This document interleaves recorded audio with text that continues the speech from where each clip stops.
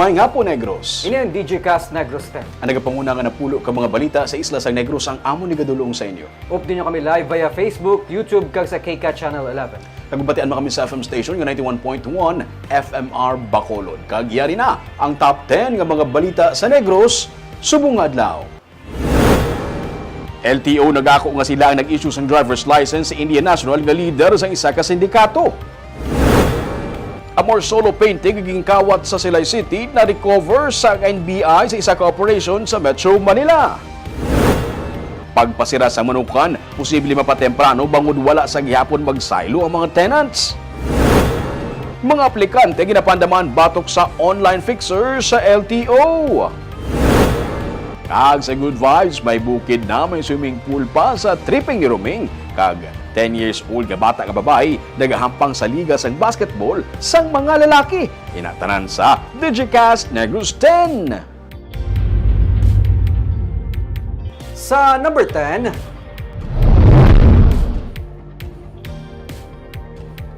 habagat nagadalas ang pag-ulan sa Negros, samtang pagtipon-tipon sa mga panganod ginamonitor bangod posible mangin low pressure area.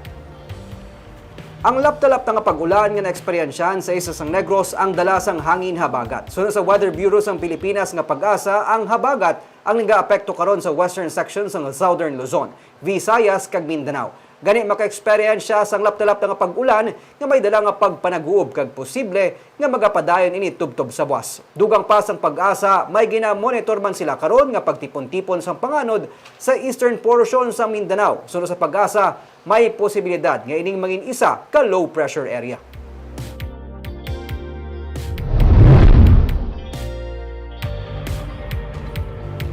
Sa number 9, Bacolod City Mayor Aldo Benitez magapatunga sa konflikto sa tunga sa mga korporasyon kag kooperatiba sa modernized jeepney sa tuyo nga hindi maapektuhan ang mga pasahero. Ang nagluntad nga pagbangigay sa tunga sang tagdumalahan sang Choret Corporation kag Cebu People's Transport Cooperative ang pilalang sa mga luyag masolusyonan ni Mayor Aldo Benitez antes pa man ini posible makaapekto sa riding public. Gani magapatawag siya sang pagsinapol upod sa lideres sa mga kooperatiba kag korporasyon nga nagadumala karon sa mga nagabiyay nga modernized jeepney sa Bacolod. Ang konseho sang syudad ang nagpatigayon na sang committee conference mayangot diri para maduso ang rekomendasyon sa mga natungdan nga ahensya mayangot sa ginapatuman nga jeepney modernization program. Damlag pa. Nagpasalamat ang pamunuan sang Choret Corporation sa bitaw sang ginpangto kag gin-impound ang 8 ka mga modernized jeepney kag ginaligar gin carnap sang ilang sadto nga ginasaligan nga caretaker sang mga bus units. Pero liwat sila nga nagpanawagan sa alkalde para aksyonan ang may 22 pa ka mga units nga nagabiyahe nga wala sa business permit sa Putataytay kag Father Ferrero Loop nga rota. Ang katapos ang Cebu People's Transport Cooperative nangayo man sa bulig sa syudad agud makabiya sila sa kooperatiba nga nabase sa Cebu. We will intervene, no, so that it can be given some sense of order ang ilang inter-corporate dispute or cooperatives, no, para masolusyonan ta. No? Obviously, kung sila lang daw, hindi sila magsantuhan. Ayun.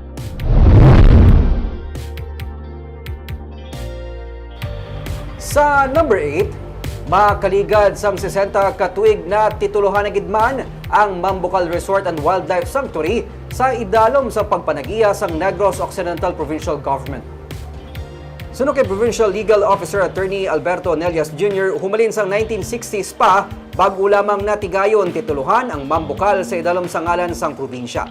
Sa Lunes, sa isa ka seremonya sa Social Hall sa Capitol, patigayonon ang turnover sang special patent para sa Mambucal gikan sa DNR padulong sa probinsya sa aga.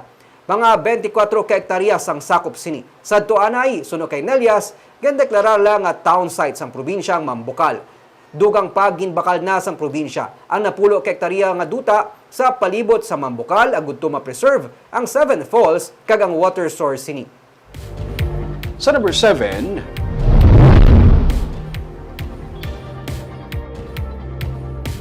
LTO Bacolod nagapandam sa publiko batok sa nagatuhaw karon nga online fixers. Nakalabot sa atensyon sa pamunuan sa LTO Bacolod Licensing Center ang mga ginatanyag nga libre nga student permit online para sa mga nagakuha sa driver's licenses. Ginpahayag ni Licensing Center Chief Joseph Danoy nga ang ahensya ang wala nagahatag accreditation sa mga ginakabig online fixers. Inibangod magluwas sa LTO office, ang mga satellite offices lamang ang pwede makaproseso kag maka-issue sang permits kag licenses. Gani pandam niya sa mga aplikante nga likawan ang magtransaksyon online o kung sa sinuman nga fixers agot hindi mabiktima sang pagpaniplang.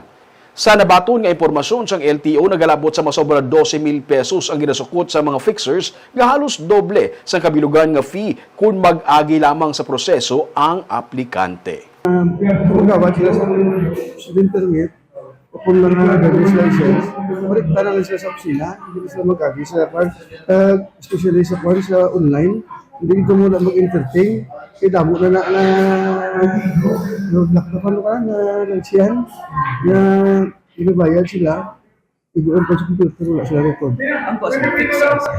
Sobra pa sa picture ko si Kanoy.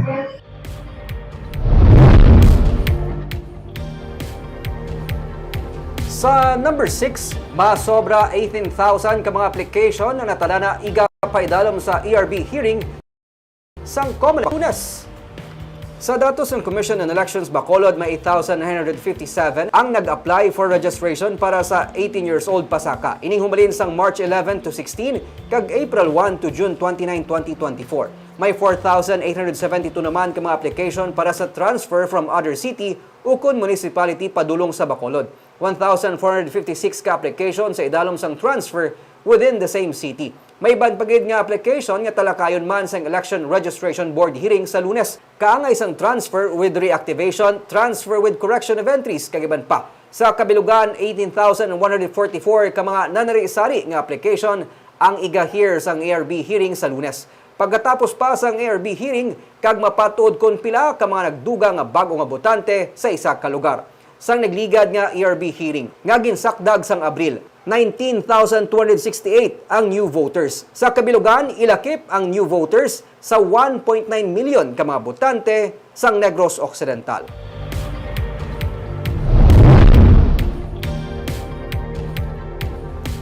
Sa number 5, ginkawat nga Amor Solo painting sa isa ka museum sa Silay City, tigayon na nga na-recover sa isa ka operation sang NBI sa Metro Manila. Agin kawat nga 88-year-old nga Amor Solo painting nga Mango Harvesters ang na-recover sa National Bureau of Investigation sa Metro Manila subong nga adlaw sa isa ka entrapment operation. Gindala ini sa National Museum kag ginpa-authenticate kag suno sa National Museum nga amugid man yadto ang original nga painting. Duha ka mga persona ang naresto sang NBI nga nagbaligya sa nga painting. Sa nagligad lang nga semana sa ginkawat ini sa Ophelia Museum sa Silay City sang duha ka mga persona nga nagpakuno-kuno nga mga guest sa museum.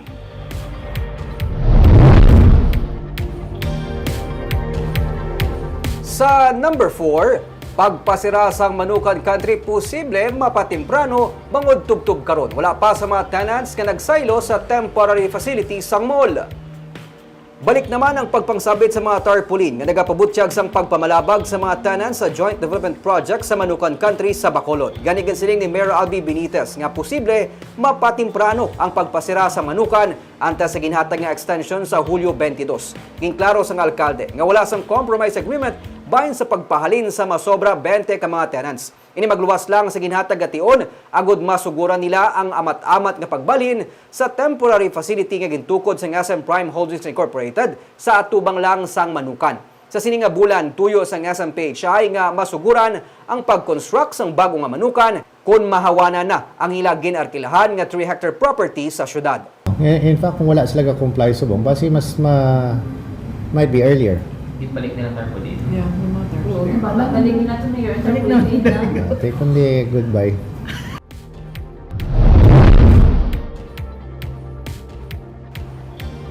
Sa number 3, isa ka task force ang informa agud pamatukan ang fall army worms.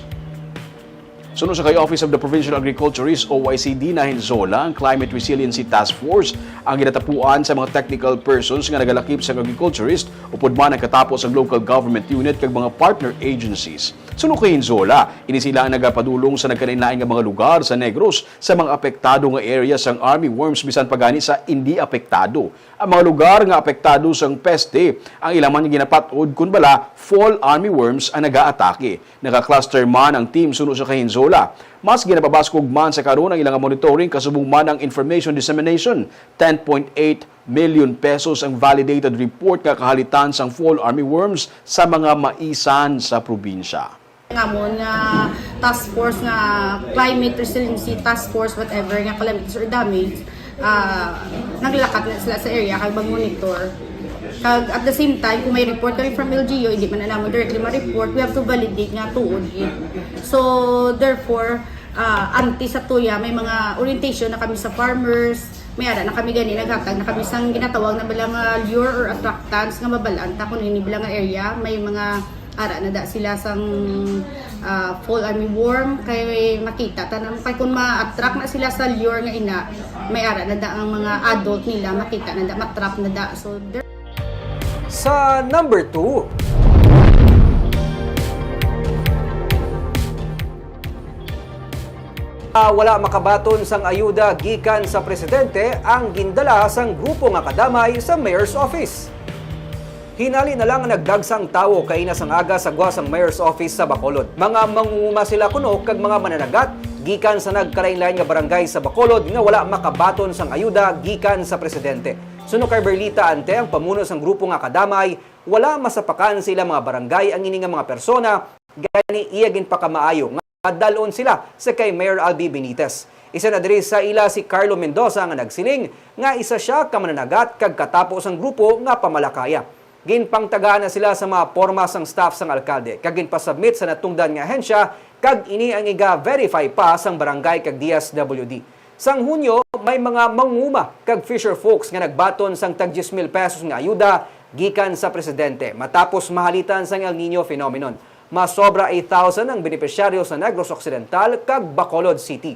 Matapos ang mga presidential visit, sunod-sunod na ang pagkadto sa mga nagasiling, mga mangunguma kag mga mananagat sa talatapan sang alkalde para magpalista para man mangin benepisyaryo. Ha? Kapang isda ka? Pumisda ka dyan. Wala ka nadala? Wala ka nadala. Ang gawin ng pagbuto, utod ko mang buto, pero wala kang benepisyo. Kaya man niya ang barangay po na tayo, sa kagago pisalis, pag ang barangay, itong mga asasasyon, nag-away-away gani. So, tapak niya sa barangay? Subong lain na, ini nga barangay. Sino nagtipon sa ila, ma'am?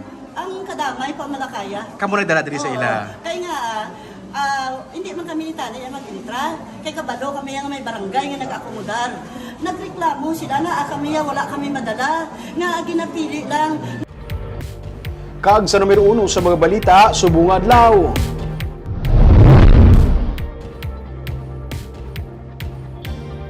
Pamunuan sang LTO Licensing Center nag-ako nga sa ilagidman talatapan naggikan ang driver's license nga gin-issue sa isa ka Indian national nga ginasiling isa ka leader sang sindikato kag katapos sang terrorist group.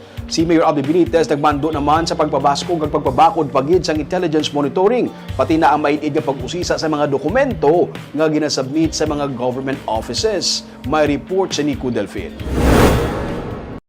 Ginkumpirmar ni LTO Bacolod Licensing Officer Chief Joseph Danoy nga sang 2022 pa na issue sang ila talatapan ang driver's license kay Jogender Gyong nga nagpakuno-kuno bilang Kant Gupta nga may Nepalese passport. Ginkwestiyon ni Bacolod City Police Office Director Colonel Noel Alinio kung nga Filipino citizen ang nakabutang sa driver's license ni Gyong nga ginakabig leader sang sindikato kag katapos sang terrorist group. Ginsiling ni Danoy nga naging ministerial lamang sa bahin sang ila opisina nga mag-issue sang lisensya bangod kun basehan ang data sa portal sang ahensya mga lehitimo man ang mga ginsubmit nga requirements sang foreign applicant. Dito ko mag-apply sa student permit dito pa sa old nga kwan nga site sa Metakinsod. Ang nga pag-apply sa nag-obras sa portal sa LTS portal bala. Ang record siya mismo kung hindi siya kabalabas mo Braso niya po tayo na. Tubig sa hindi takapatulong sa dalis COVID. Sa daan pasad tong opisina sang LTO sa Cottage Road na issue ang license kundiin hindi pa si Danoy nagaserbe nga hepe. Kung anong permit sila sa post ng permit ang gawin mo.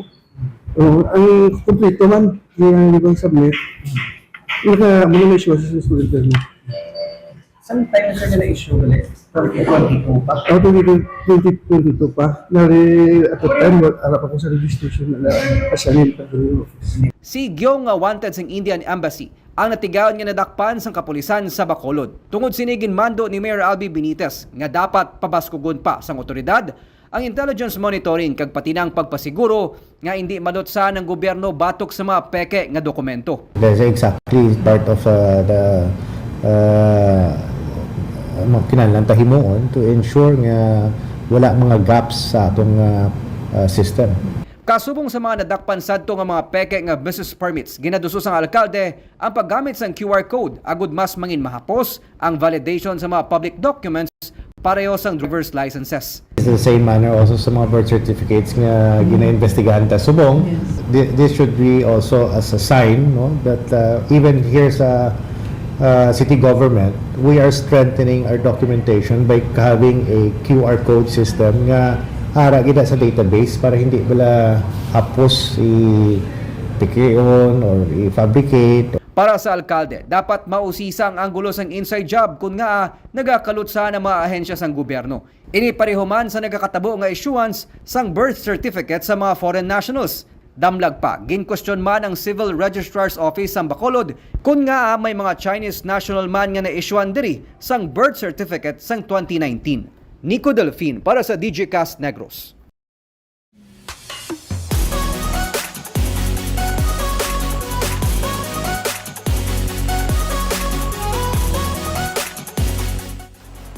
Yari naman ang pangpabalo na mo niya pang pag-good vibes sa inyo sining a weekend. Bukid ang ginapangita mo. Un adventure. Sapa nga mapaliguan sa kabukiran, may ari na di sila. Kag kung gusto mo ya swimming pool, may ara man. Kag subong at tig-ululan, masami nagafog sa sining nga lugar. Ini ang aton nga lagawan was sa tripping ni Ruming.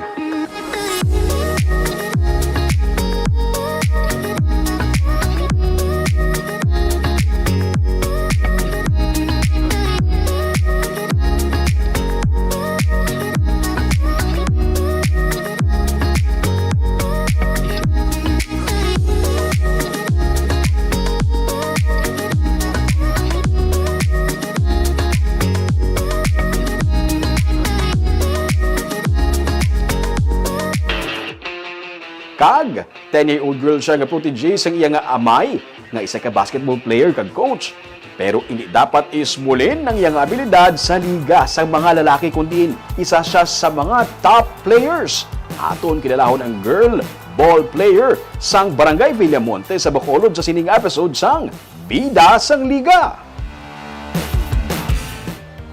Nick, lapit na lang magbalik klase, dugo pangita sila bakasunan, so amo ni ato ni doon ang sila sa tripping ni Ruming. Kag hindi makalagaw-lagaw basi gusto nila mag one-on-one sa girl mamba sa Villamonte Ming.